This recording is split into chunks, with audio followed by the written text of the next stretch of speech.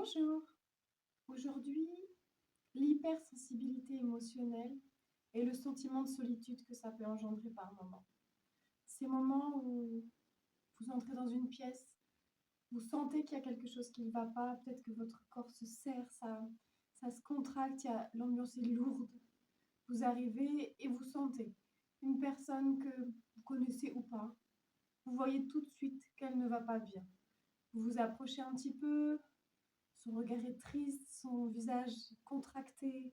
Vous voyez ses mains qui s'agitent, vous sentez les épaules lourdes. Clairement, ça va pas. Et là, du coup, eh bien, salut, comment ça va?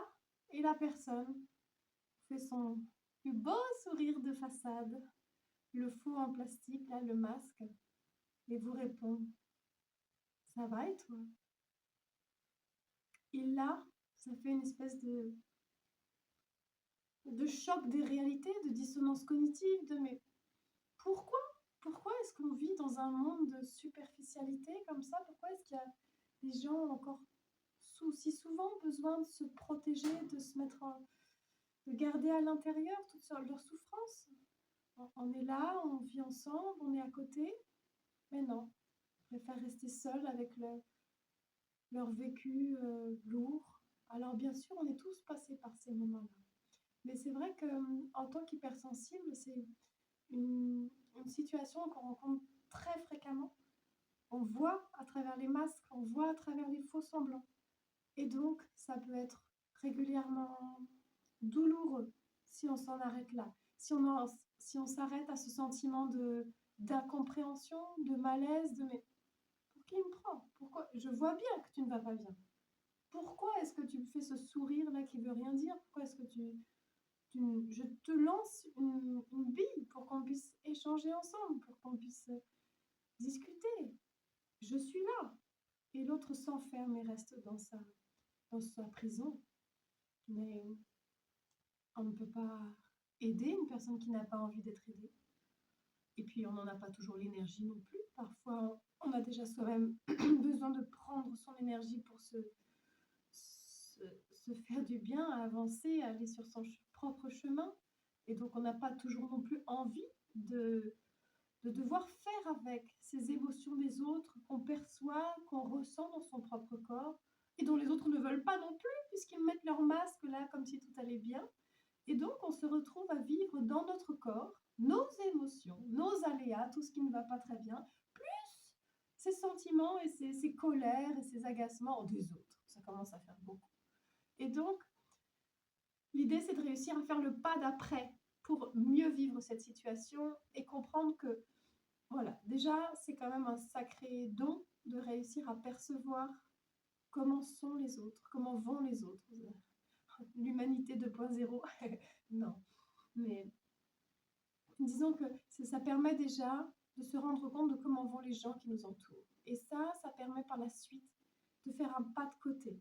Quand Bidule arrive, est exécrable, ne se sent pas bien, vous agresse sans raison, est désagréable, diffuse sa colère dans toute la pièce, sur toutes les personnes qui l'environnent, eh bien, soit on peut le prendre pour soi et s'agresser, répondre et être dans la bataille et mal passer le restant de la journée parce que ça n'a servi à rien.